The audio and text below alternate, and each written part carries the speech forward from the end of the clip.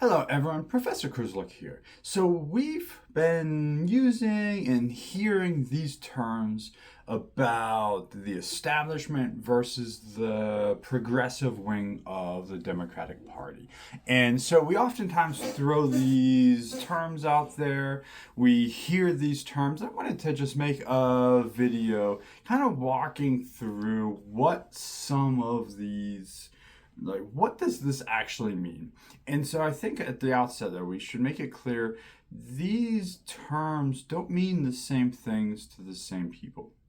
There's a debate right now over, well, what is the establishment, or what is the progressive wing, or who gets to be a member of the progressive wing, or who is stuck in the establishment. So right at the outset, we have to understand that these are not terms that are just concrete, set in stone. However, we know there's this debate and this battle between the perceived establishment and the perceived wing, the perceived progressive wing of the Democratic Party.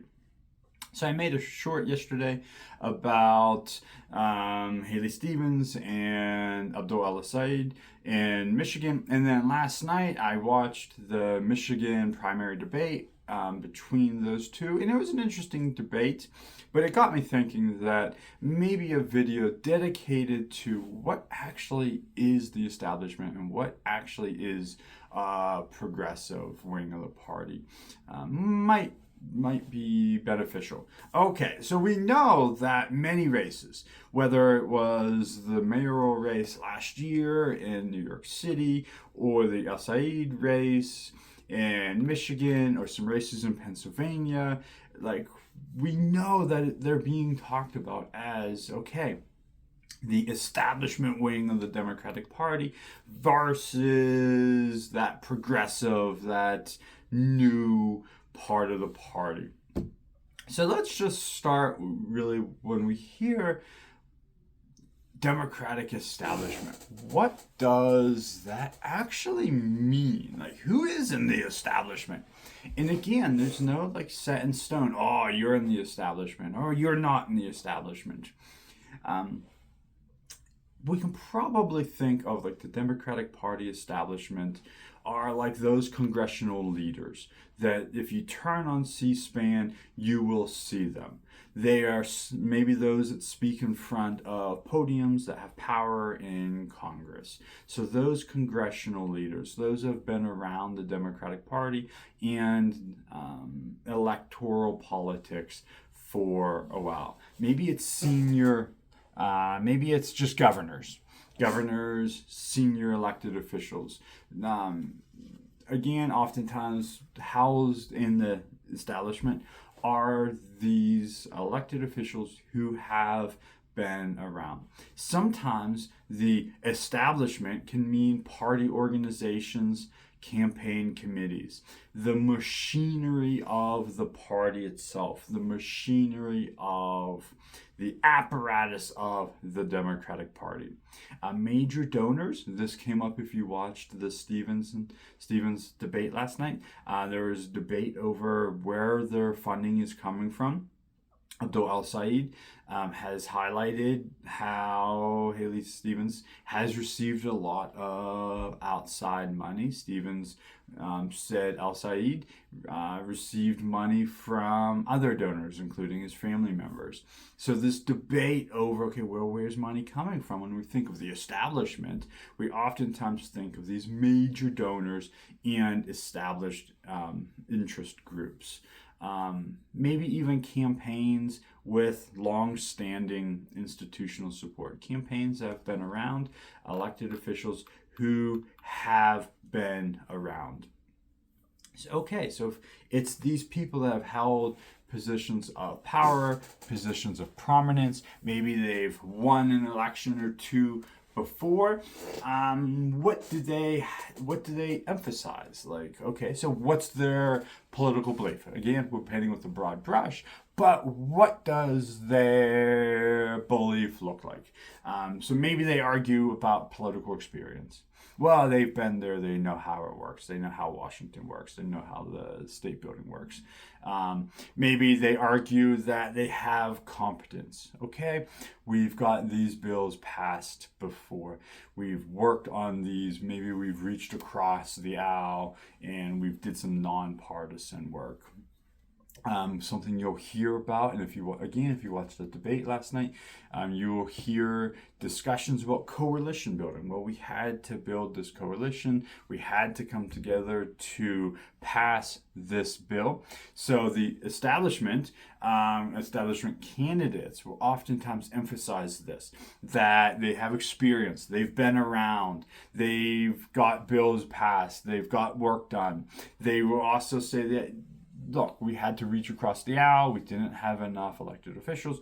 So we built this coalition. And I have experience building coalitions.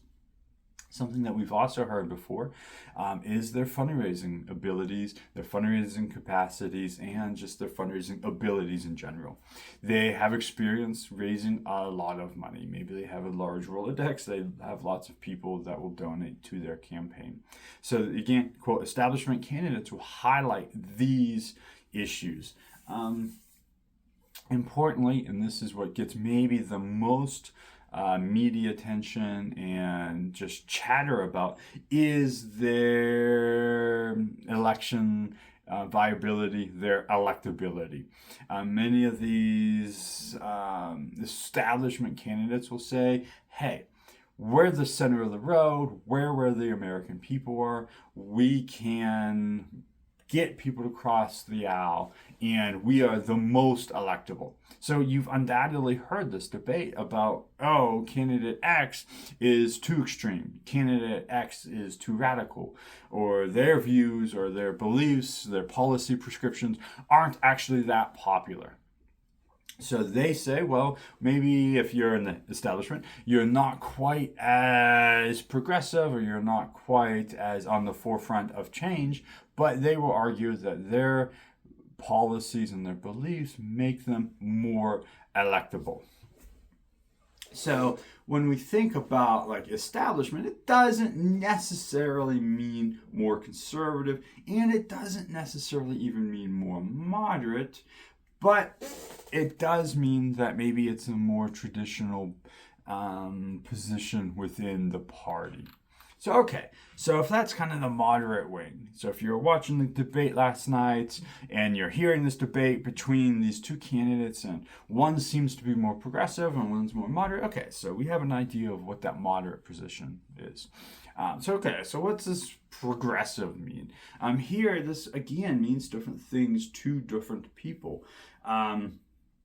Many of the progressive candidates that we are hearing speak and we're hearing about and are winning their primaries are arguing that the Democratic Party itself has become too cautious, that they're not thinking about big policy prescriptions that would better the issues American people are facing. So when we hear about healthcare, student loan debt repayment, military expenditures, many of these more progressive candidates are saying the Democratic Party has just become too cautious to actually solve many of the problems that Americans are facing today.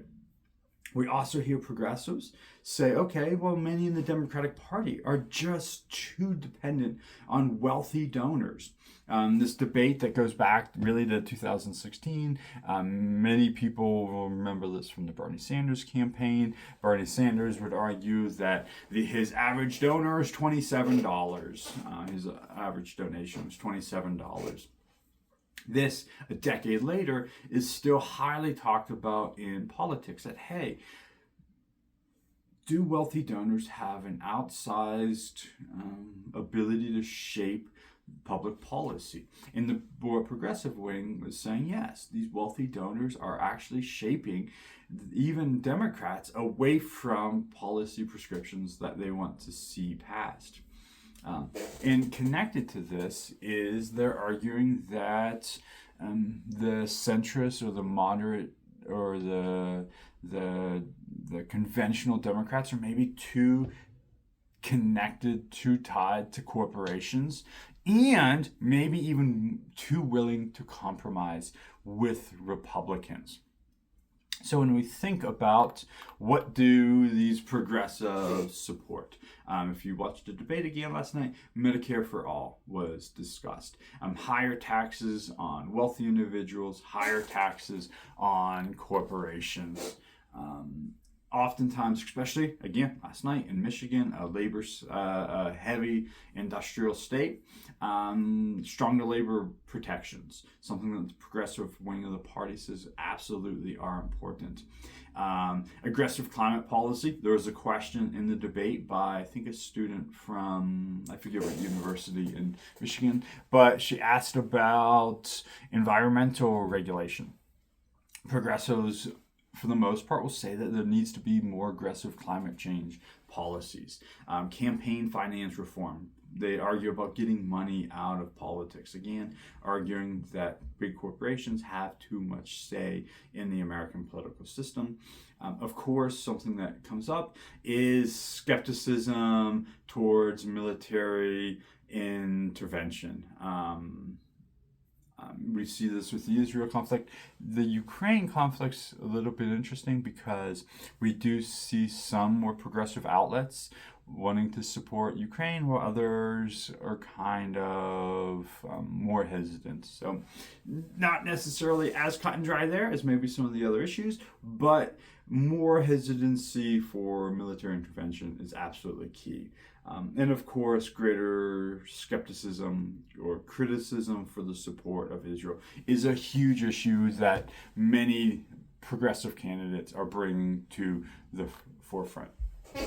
So these more progressive candidates, then, who do they rely on? They rely on small donor donations. Again, we talked about Bernie, $27.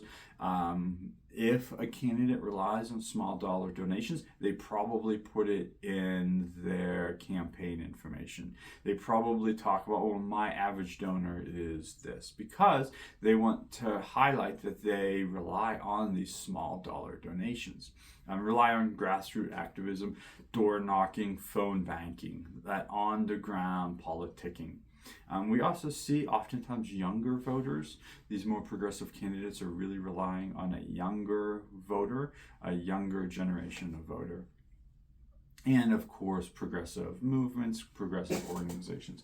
The one that is talked about a lot today is like the DSA, the Democratic Socialists of America, receives a ton of attention today. Some of the candidates winning are backed by the DSA. Others are not backed by the DSA. Maybe they're not a member of the DSA, but they are just supported by the organization.